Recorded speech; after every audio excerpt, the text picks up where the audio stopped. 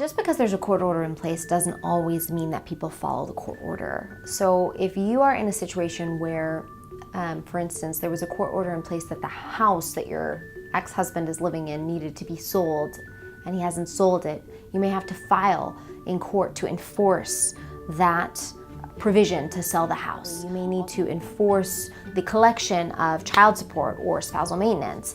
And depending on what you need to enforce, we may end up in a different court.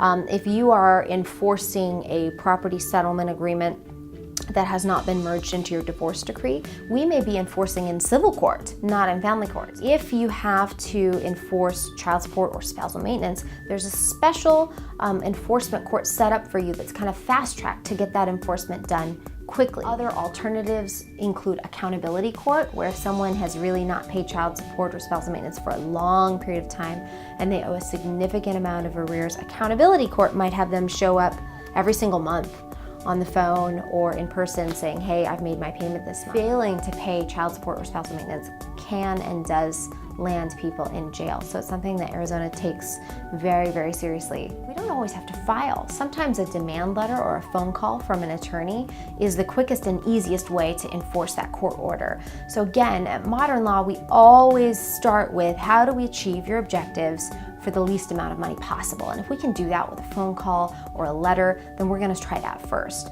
If that doesn't work, that's when we consider filing for enforcement. If your spouse has not paid for 2 to 3 months and you're in a position where you really can't wait any longer, then we need to file.